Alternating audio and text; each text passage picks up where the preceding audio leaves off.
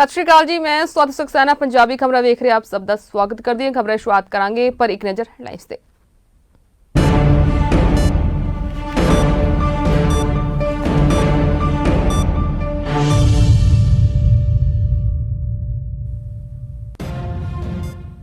देश मना रहा है अज हवाई फौज की 88वीं वर्षगांठ।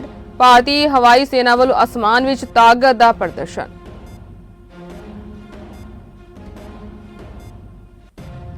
कोरोना विरुद्ध पीएम मोदी का जन अंदोलन, कहा जदों तक दवाई नहीं उदों तक ढिल नहीं।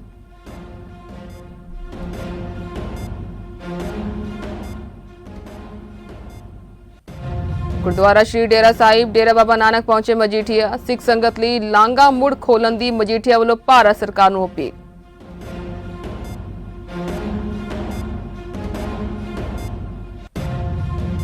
जल्द होणगे एचजीपीसी दीयां चोणां, केंद्र सरकार हुई सरगर्म।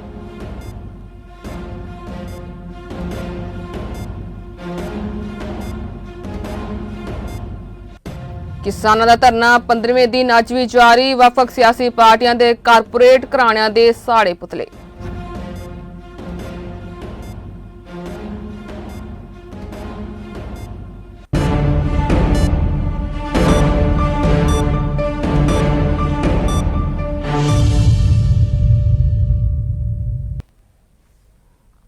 हुण खबरां विस्तार नाल।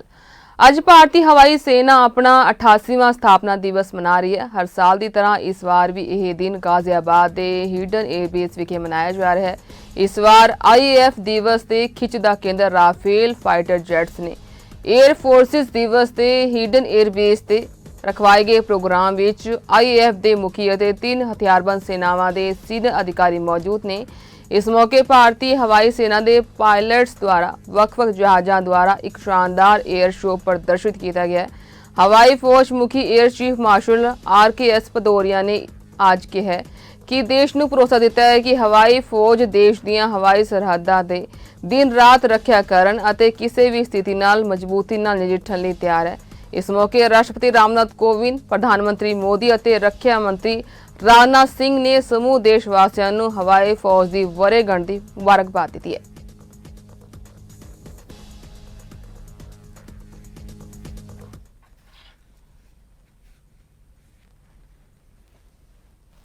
भारत में पिछले 24 घंटे दौरान महामारी के 78,524 नवे मामले सामने आए ने और 971 लोगों की मौत हुई। इस दे नाल ही देश में महामारी के कुल मामलों की गिनती वध के 68,35,656 हो गई, जिन्हां विचों 9,02,425 सरगर्म मामले ने। उत्थे देश भर में महामारी कारण हुण तक 1,05,526 लोगों की मौत हो चुकी है।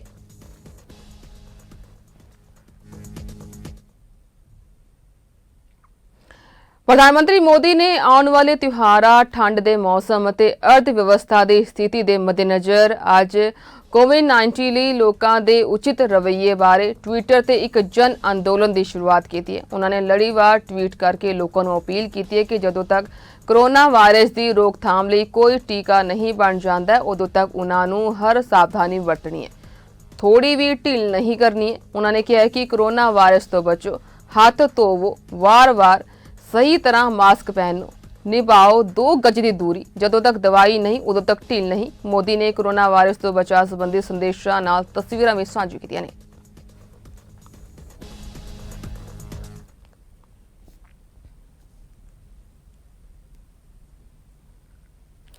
उत्थे दिल्ली के मुख्यमंत्री अरविंद केजरीवाल ने घोषणा की है कि हुण दिल्ली के सारे हफ्तावार बाजार खुलणगे। तालाबंदी तो बाद हफ्तावारी बाजारां ते पाबंदी लगा दी गई सी अते उस तो बाद सीमित गिनती विच हफ्तावारी बाजारां नूं खोलण दी आग्या दी गई सी। दिल्ली मुख्यमंत्री अरविंद केजरीवाल ने ट्वीट करके कहा कि हुण दिल्ली के सारे हफ्तावार बाजार खुल जाणगे। हुण तक प्रति जोन विच सिर्फ 2 बाजारां दी आग्या सी। केजरीवाल ने कहा कि गरीब लोकां नूं इस तो काफ़ी राहत मिलेगी। 15 अक्तूबर तो दिल्ली के सिनेमा हॉल भी खुल जाणगे। उन्हां नूं केंद्र सरकार वालों जारी सारे दिशा निर्देशों का पालन करना लाजमी होगा।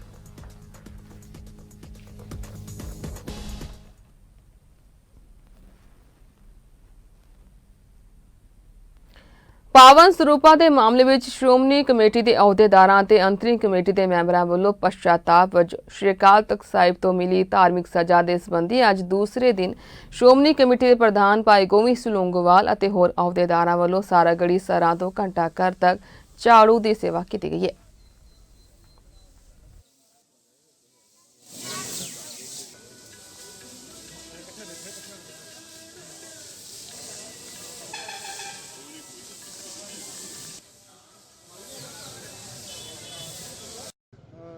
ਜੋ ਸ੍ਰੀ ਅਕਾਲ ਤਖ਼ਤ ਸਾਹਿਬ ਦੇ ਸਿੰਘ ਸਾਹਿਬ ਗਿਆਨੀ ਹਰਪ੍ਰੀਤ ਸਿੰਘ ਵੱਲੋਂ ਆਦੇਸ਼ ਹੋਏ ਸਨ, ਕਿਉਂਕਿ ਜੋ ਸਾਡੀ ਮੌਜੂਦਾ ਅੰਤਰਿਮ ਕਮੇਟੀ ਹੈ ਅਹੁਦੇਦਾਰ ਸਾਰੇ ਹੀ ਸ੍ਰੀ ਅਕਾਲ ਤਖ਼ਤ ਸਾਹਿਬ ਦੇ ਸਨਮੁਖ ਹੋਏ ਸੀ, ਕਿਉਂਕਿ ਇਹ ਘਟਨਾ ਪਾਵਨ ਗੁਰੂ ਗ੍ਰੰਥ ਸਾਹਿਬ ਸਰੂਪਾਂ ਦੇ ਨਾਲ ਹੈ। ਭਾਵੇਂ 2016 ਦੀ ਹੈ ਘਟਨਾ ਹੋਈ ਸੀ, ਲੇਕਿਨ ਅਸੀਂ ਫਿਰ ਵੀ ਸਿੱਖ ਸੰਗਤ ਤੋਂ ਖਿਮਾ ਜਾਚਨਾ ਮੰਗੀ ਸੀ ਔਰ ਸ੍ਰੀ ਅਕਾਲ ਤਖ਼ਤ ਸਾਹਿਬ ਵੱਲੋਂ ਸਾਨੂੰ ਆਦੇਸ਼ ਹੋਇਆ ਸੀ ਕਿ ਇੱਕ ਤਾਂ ਜਿਹੜਾ ਪਛਤਾਤਾਪ ਕਰਾਇਆ ਜਾਵੇ, ਕਿਉਂਕਿ ਉਸ ਸਮੇਂ ਪਛਤਾਤਾਪ ਨਹੀਂ ਕੀਤਾ ਗਿਆ ਸੀ। ਔਰ ਮੌਜੂਦਾ ਜਿਹੜੀ ਸਾਡੀ ਅੰਤਰਿਮ ਕਮੇਟੀ ਹੈ ਔਰ ਸ਼੍ਰੋਮਣੀ ਗੁਰਦੁਆਰਾ ਪ੍ਰਬੰਧਕ ਕਮੇਟੀ ਵੱਲੋਂ ਪਛਤਾਤਾਪ ਗੁਰਦੁਆਰਾ ਰਾਮਸਰ ਸਾਹਿਬ ਵਿਖੇ ਕੀਤਾ ਜਾਵੇ। ਉਹ ਵੀ ਕੱਲ੍ਹ ਸ੍ਰੀ ਅਖੰਡ ਪਾਠ ਸਾਹਿਬ ਦੇ ਭੋਗ ਪਏ ਨੇ ਔਰ ਦੂਸਰਾ ਅਖੰਡ ਪਾਠ ਸ੍ਰੀ ਅਕਾਲ ਤਖ਼ਤ ਸਾਹਿਬ ਦੇ ਕੱਲ੍ਹ ਅਸੀਂ ਪ੍ਰਾਰੰਭ ਕਰਵਾਇਆ ਸੀ। ਸੋ ਉਦੋਂ ਤੇ ਸਾਨੂੰ ਇਹ ਵੀ ਹਦਾਇਤ ਹੋਈ ਸੀ ਸ੍ਰੀ ਅਕਾਲ ਤਖ਼ਤ ਸਾਹਿਬ ਵੱਲੋਂ ਕਿ ਤਿੰਨੇ ਦਿਨ ਸਮੁੱਚੀ ਜਿਹੜੀ ਸਾਡੀ ਅੰਤਰਿਮ ਕਮੇਟੀ ਹੈ ਅਹੁਦੇਦਾਰ ਹੈ ਔਰ ਉਹ ਸੇਵਾ ਕਰਨ ਸਾਰਾਗੜ੍ਹੀ ਗੁਰਦੁਆਰਾ ਸਾਹਿਬ ਤੋਂ ਲੈ ਕੇ ਔਰ ਘੰਟਾ ਘਰ ਤੱਕ ਦਰਬਾਰ ਸਾਹਿਬ ਤੱਕ ਸੇਵਾ ਕਰਨੀ ਹੈ। ਕੱਲ੍ਹ ਵੀ ਸੇਵਾ ਕੀਤੀ, ਅੱਜ ਸਾਡਾ ਦੂਜਾ ਦਿਨ ਹੈ। ਦੂਜੇ ਦਿਨ ਵੀ ਅਸੀਂ ਗੁਰੂ ਰਾਮਦਾਸ ਦੀ ਕਿਰਪਾ ਦੇ ਨਾਲ ਅੱਜ ਅਸੀਂ ਸੇਵਾ ਕੀਤੀ ਹੈ। ਗੁਰੂ ਮਹਾਰਾਜ ਸਾਡੇ ਤੇ ਸਿਰ ਤੇ ਮਿਹਰ ਭਰੇ ਹੱਥ ਰੱਖਣ ਤਾਂ ਕਿ ਅੱਗੇ ਤੋਂ ਅਜਿਹੀਆਂ ਘਟਨਾ ਨਾ ਵਾਪਰਨ। ਸ਼੍ਰੋਮਣੀ ਅਕਾਲੀ ਦਲ ਬਾਦਲ ਦੇ ਵਿਧਾਇਕ ਵਿਕਰਮ ਸਿੰਘ ਮਜੀਠੀਆ ਗੁਰਦੁਆਰਾ ਸ਼੍ਰੀ ਡੇਰਾ ਸਾਹਿਬ ਡੇਰਾ ਬਾਬਾ ਨਾਨਕ ਪਹੁੰਚੇ ਹੋਏ ਨੇ। ਗੁਰਦੁਆਰਾ ਸਾਹਿਬ ਵਿਖੇ ਹੋ ਰਹੇ ਕੀਰਤਨ ਵਿੱਚ ਸ਼ਾਮਿਲ ਹੋ ਕੇ ਗੁਰਦੁਆਰਾ ਉਹ ਸ਼੍ਰੀ ਕਰਤਾਰਪੁਰ ਸਾਹਿਬ ਲਾਂਘੇ ਨੂੰ ਮੁੜ ਖੋਲ੍ਹਣ ਲਈ ਅਰਦਾਸ ਕਰ ਰਹੇ ਨੇ। ਇਸ ਤੋਂ ਬਾਅਦ ਉਹ ਸ਼੍ਰੀ ਕਰਤਾਰਪੁਰ ਸਾਹਿਬ ਕੋਰੀਡੋਰ ਤੇ ਜਾਣਗੇ ਅਤੇ ਉੱਥੇ ਖਲੋ ਕੇ ਗੁਰਦੁਆਰਾ ਸ਼੍ਰੀ ਕਰਤਾਰਪੁਰ ਸਾਹਿਬ ਨੂੰ ਖੋਲ੍ਹਣ ਲਈ ਕੇਂਦਰ ਸਰਕਾਰ ਨੂੰ ਅਪੀਲ ਵੀ ਕਰਨਗੇ।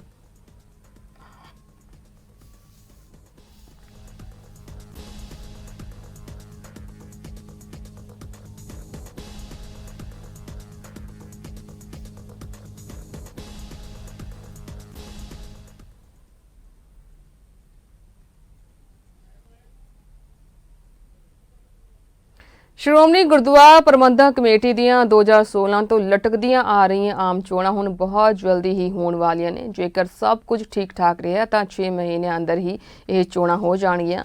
ਕੇਂਦਰ ਸਰਕਾਰ ਇਸ ਸੰਬੰਧੀ ਤੇਜ਼ੀ ਨਾਲ ਸਰਗਰਮ ਹੋ ਗਈ ਹੈ। ਪ੍ਰਧਾਨ ਮੰਤਰੀ ਮੋਦੀ ਦੀ ਪ੍ਰਧਾਨਗੀ ਹੇਠ ਇੱਕ ਕਮੇਟੀ ਨੇ ਪੰਜਾਬ ਤੇ ਹਰਿਆਣਾ ਹਾਈ ਕੋਰਟ ਦੇ ਇੱਕ ਸੇਵਾ ਮੁਕਤ ਜੱਜ SS ਸਰਾਂ ਨੂੰ ਗੁਰਦੁਆਰਾ ਚੋਣ ਕਮਿਸ਼ਨ ਦਾ ਚੀਫ ਕਮਿਸ਼ਨ ਨਿਯੁਕਤ ਕਰ ਦਿੱਤਾ ਹੈ।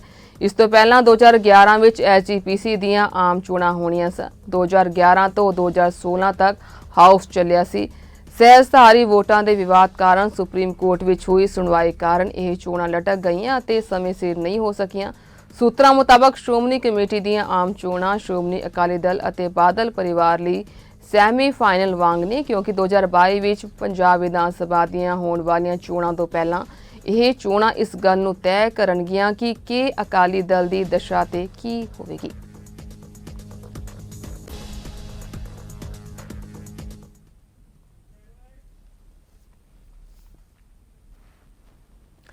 ਕਿਸਾਨ ਮਜ਼ਦੂਰ ਸੰਘਰਸ਼ ਕਮੇਟੀ ਪੰਜਾਬ ਦੀ ਅਗਵਾਈ ਹੇਠ ਕਿਸਾਨਾਂ ਮਜ਼ਦੂਰਾਂ ਵੱਲੋਂ ਅੱਜ ਅੰਮ੍ਰਿਤਸਰ ਦੇ ਜੰਡਿਆਲਾ ਗੁਰੂ ਨਜ਼ਦੀਕ ਰੇਲਵੇ ਲਾਈਨ ਪਿੰਡ ਦੇਵੀਦਾਸਪੁਰਾ ਦੇ ਚੱਲ ਰਹੇ ਪੱਕੇ ਮੋਰਚਿਆਂ ਦੇ 15ਵੇਂ ਦਿਨ ਕਿਸਾਨ ਮਜ਼ਦੂਰ ਸੰਘਰਸ਼ ਕਮੇਟੀ ਪੰਜਾਬ ਦੇ ਜਨਰਲ ਸਕੱਤਰ ਸਵਰਨ ਸਿੰਘ ਪੰਧੇਰ ਅਤੇ ਸੁਖਵਿੰਦਰ ਸਿੰਘ ਸਬਰਾ ਦੀ ਅਗਵਾਈ ਹੇਠ ਸਮੂਹ ਕਿਸਾਨ ਜਥੇਬੰਦੀਆਂ ਵੱਲੋਂ ਵਿੱਢੇ ਗਏ ਸੰਘਰਸ਼ ਦੀ ਪੁਰਜ਼ੋਰ ਹਮਾਇਤ ਕਰਨ ਅਤੇ ਵੱਖ-ਵੱਖ ਸਿਆਸੀ ਪਾਰਟੀਆਂ ਤੇ ਕਾਰਪੋਰੇਟ ਘਰਾਣਿਆਂ ਦੇ ਪੁਤਲੇ ਸਾੜੇ ਅਤੇ ਬਾਈਕਾਟ ਕਰਨ ਦਾ ਸੱਦਾ ਦਿੱਤਾ ਗਿਆ ਅਤੇ ਕੇਂਦਰ ਸਰਕਾਰ ਖਿਲਾਫ ਜੰਮ ਕੇ ਨਾਅਰੇਬਾਜ਼ੀ ਕੀਤੀ ਗਈ ਹੈ। ਇਸ ਮੌਕੇ ਸਵਰਨ ਸਿੰਘ ਪੰਧੇਰ ਨੇ ਕਿਹਾ ਹੈ ਕਿ ਕਿਸਾਨ ਜਥੇਬੰਦੀਆਂ ਦਾ ਸੰਘਰਸ਼ ਰੇਲ ਮਾਰਗ ਦੇਵੀਦਾਸਪੁਰਾ ਵਿਖੇ 11 ਅਕਤੂਬਰ ਤੱਕ ਲਗਾਤਾਰ ਹੀ ਜਾਰੀ ਰਹੇਗਾ।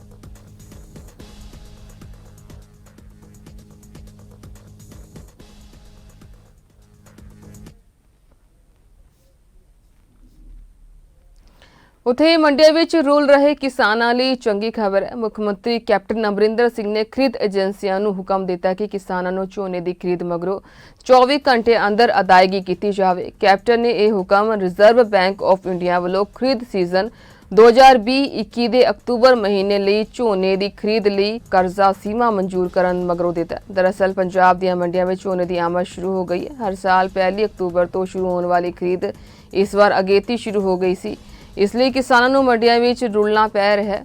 ਉਂਝ ਸਰਕਾਰ ਨੇ ਇਸ ਵਾਰ ਮੰਡੀਆਂ ਦੀ ਗਿਣਤੀ ਵਧਾ ਕੇ 4000 ਕਰ ਦਿੱਤੀ ਹੈ। 26 ਅਕਤੂਬਰ ਤੋਂ ਖਰੀਦ ਸ਼ੁਰੂ ਹੋਣ ਮਗਰੋਂ ਸੂਬੇ ਦੀਆਂ ਮੰਡੀਆਂ ਵਿੱਚ 15.50 ਲੱਖ ਟਨ ਦੀ ਖਰੀਦ ਹੋ ਚੁੱਕੀ ਹੈ, ਜੋ 30 ਨਵੰਬਰ ਤੱਕ ਜਾਰੀ ਰਹੇਗੀ।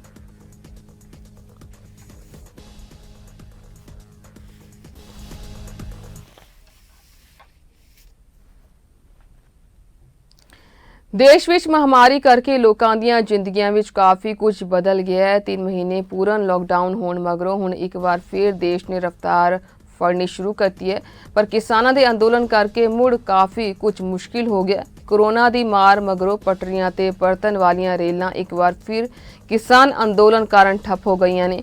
ਖੇਤੀ ਕਾਨੂੰਨਾਂ ਖਿਲਾਫ ਪਟਰੀਆਂ ਤੇ ਬੈਠੇ ਕਿਸਾਨ ਆਪਣੀਆਂ ਮੰਗਾਂ ਨੂੰ ਲੈ ਕੇ ਅੜੇ ਹੋਏ ਨੇ। ਦੂਸਰੇ ਪਾਸੇ ਸਰਕਾਰ ਵੀ ਟਸ ਤੋਂ ਮਸ ਹੁੰਦੀ ਨਜ਼ਰ ਨਹੀਂ ਆ ਰਹੀ ਹੈ। ਕਿਸਾਨਾਂ ਵੱਲੋਂ ਜਾਰੀ ਰੇਲ ਰੋਕੋ ਅੰਦੋਲਨ ਕਰਕੇ ਫਿਰੋਜ਼ਪੁਰ ਡਿਵੀਜ਼ਨ ਤੋਂ ਚੱਲਣ ਵਾਲੀ 325 ਰੇਲ ਗੱਡੀਆਂ ਅਤੇ 650 ਮਾਲ ਗੱਡੀਆਂ ਨੂੰ ਰੱਦ ਕਰ ਦਿੱਤਾ ਗਿਆ ਹੈ। ਮਾਲ ਗੱਡੀਆਂ ਰੱਦ ਹੋਣ ਕਾਰਨ ਪਿਆਜ਼, ਸੀਮੈਂਟ, ਯੂਰੀਆ, ਬਾਰਦਾਨਾ, ਪੈਟਰੋਲ ਤੇ ਡੀਜ਼ਲ ਜੋ ਬਾਹਰਲੇ ਸੂਬਿਆਂ ਤੋਂ ਆਉਂਦੇ ਸੀ ਉਹ ਹੁਣ ਆਉਣੇ ਬੰਦ ਹੋ ਗਏ ਨੇ। ਸਟਾਕ ਵਿੱਚ 15 ਦਿਨ ਬਾਕੀ ਸਮਾਨ ਰਹਿਣ ਕਾਰਨ ਸੀਮੈਂਟ ਤੇ ਬਾਰਦਾਨੇ ਸਮੇਤ ਕੁਝ ਜ਼ਰੂਰੀ ਚੀਜ਼ਾਂ ਦੀਆਂ ਕੀਮਤਾਂ ਵਿੱਚ ਵਾਧਾ ਹੋਇਆ। ਇਸ ਦੇ ਨਾਲ ਹੀ ਸੂਬੇ ਵਿੱਚੋਂ ਅਨਾਜ, ਚਾਵਲ ਅਤੇ ਆਲੂ ਦੀ ਸਪਲਾਈ ਵੀ ਬਾਹਰ ਨਹੀਂ ਜਾ ਰਹੀ ਹੈ।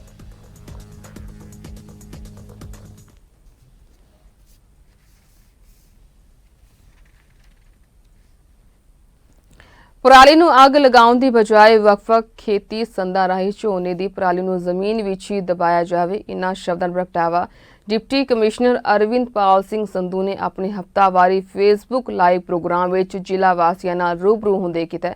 ਉਨ੍ਹਾਂ ਕਿਹਾ ਕਿ ਪਰਾਲੀ ਨੂੰ ਅੱਗ ਲਗਾਉਣ ਨਾਲ ਵਾਤਾਵਰਣ ਪ੍ਰਦੂਸ਼ਿਤ ਹੁੰਦਾ ਹੈ ਅਤੇ ਕਈ ਬਿਮਾਰੀਆਂ ਪੈਦਾ ਹੁੰਦੀਆਂ ਨੇ, ਸੋ ਇਸ ਲਈ ਪਰਾਲੀ ਨੂੰ ਅੱਗ ਲਗਾਉਣ ਤੋਂ ਗੁਰੇਜ਼ ਕਰਨਾ ਚਾਹੀਦਾ ਹੈ। ਇਸ ਮੌਕੇ ਡਿਪਟੀ ਕਮਿਸ਼ਨਰ ਅਰਵਿੰਦਪਾਲ ਸਿੰਘ ਸੰਧੂ ਨੇ ਆਮ ਲੋਕਾਂ ਨੂੰ ਅਪੀਲ ਕੀਤੀ ਹੈ ਕਿ ਜੇਕਰ ਉਨ੍ਹਾਂ ਦੇ ਪਰਿਵਾਰਕ ਮੈਂਬਰ ਜਾਂ ਜਾਣ ਪਛਾਣ ਵਿੱਚ ਕਿਸੇ ਵਿਅਕਤੀ ਵਿੱਚ ਖੰਘ, ਜ਼ੁਕਾਮ, ਬੁਖਾਰ ਆਦਿ ਦੇ ਲੱਛਣ ਦਿਸਣ ਤਾਂ ਤੁਰੰਤ ਸਿਹਤ ਕੇਂਦਰ ਵਿਖੇ ਜਾ ਕੇ ਟੈਸਟ ਕਰਵਾਉਣ ਤਾਂ ਜੋ ਇਸ ਬਿਮਾਰੀ ਦਾ ਸਮੇਂ ਸਿਰ ਪਤਾ ਲਗਾ ਕੇ ਇਸ ਤੇ ਕਾਬੂ ਪਾਇਆ ਜਾ ਸਕੇ। ਉਨ੍ਹਾਂ ਦੱਸਿਆ ਕਿ ਕੋਰੋਨਾ ਦੀ ਜਾਂਚ ਦੀ ਪੰਜਾਬ ਸਰਕਾਰ ਵੱਲੋਂ ਕਿਸੇ ਵੀ ਤਰ੍ਹਾਂ ਦੀ ਫੀਸ ਨਹੀਂ ਲਈ ਜਾਂਦੀ ਹੈ ਤੇ ਇਹ ਜਾਂਚ ਬਿਲਕੁਲ ਮੁਫਤ ਕੀਤੀ ਜਾਂਦੀ ਹੈ। ਉਨ੍ਹਾਂ ਦੱਸਿਆ ਕਿ ਕੋਰੋਨਾ ਸੰਬੰਧੀ ਕਿਸੇ ਵੀ ਤਰ੍ਹਾਂ ਦੀ ਜਾਣਕਾਰੀ, ਸਹਿਯੋਗ ਲਈ ਟੋਲ ਫ੍ਰੀ ਨੰਬਰ 104 ਤੇ ਸੰਪਰਕ ਕੀਤਾ ਜਾ ਸਕਦਾ ਹੈ।